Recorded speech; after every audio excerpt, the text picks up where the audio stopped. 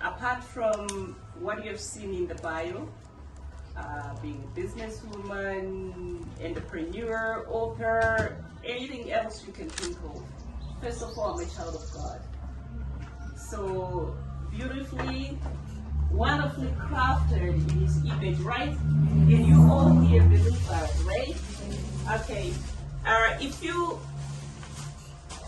have, you must write this scripture down. It's in the book of Proverbs 29, from verse 25. It reads, "Fear of man proved to be a snare, but whoever trusts in the Lord is kept safe." Mark the word fear and also Lord.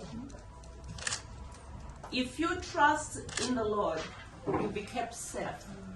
Why I'm bringing this scripture before my empowerment talk is, many of us could be wearing crowns that are not ours. You know why? The scripture said fear of men, because we look up to what people say because of what they want us to be, and not what you're supposed to be. If your fear goes to men,